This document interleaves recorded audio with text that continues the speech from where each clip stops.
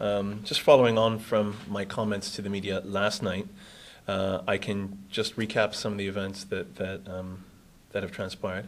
Again, at about 10:45 p.m. last night, Wednesday, the 23rd of April, police officers responded to reports of gunshots in the Riviera Crescent, Southampton area.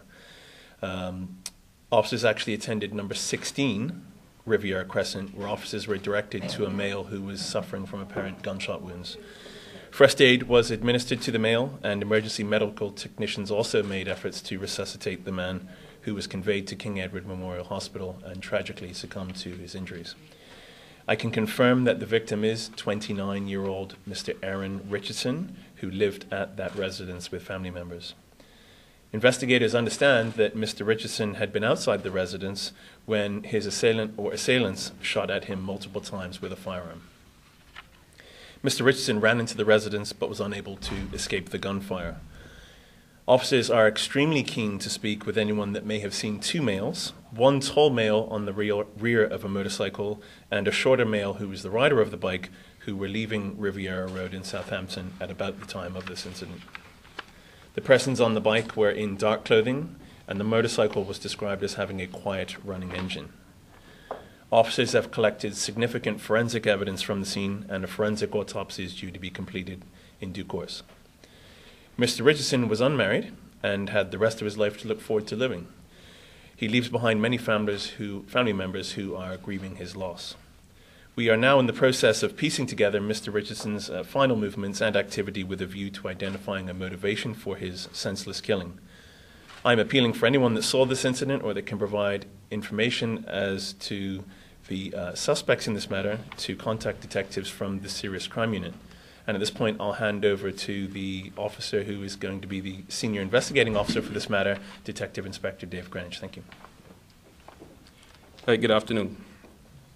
Of course, given the very short nature of the time that has elapsed between the incident and this morning, we've actually had quite positive response from members of the public, and I think it's very prudent that I thank those members of the public that have come forward so far.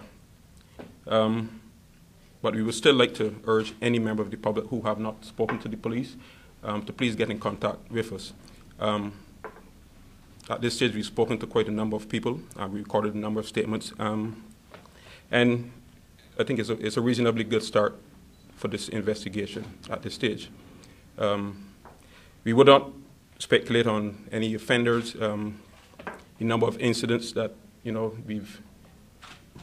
has happened in that particular area.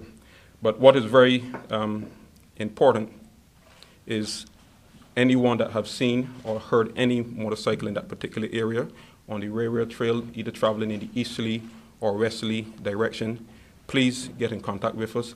That in itself would give us a very important avenue of this investigation and could lead to the identification of the offenders.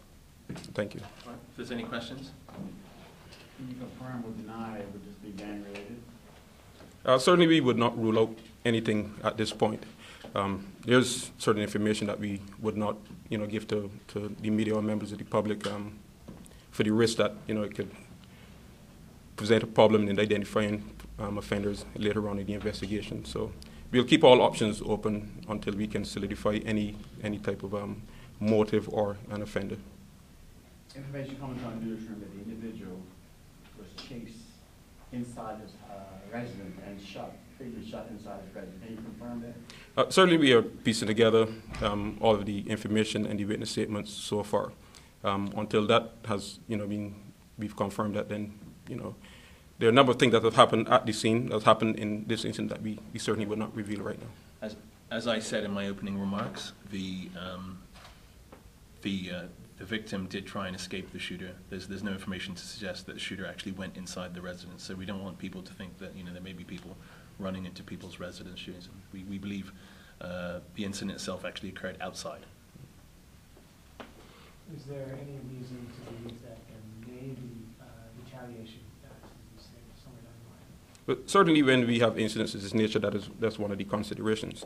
And of course, our response will be very proactive in terms of heightened police awareness, public police patrols in the area, and other areas that we believe would generate any type of gathering of young men.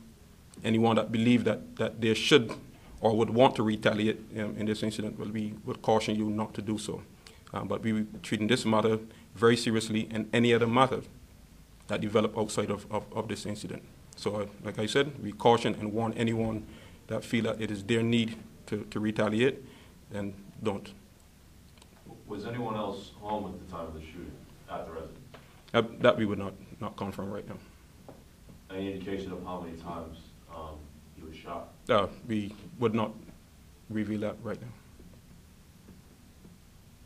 5 shots were fired, can you confirm that? Like I said to you earlier, there's certain information that we're definitely not going to give out right now. We just don't want to jeopardize the investigation. Yes. Any final questions? Just to confirm, as of right now, there's no indication of motivation? No, not at this point, no.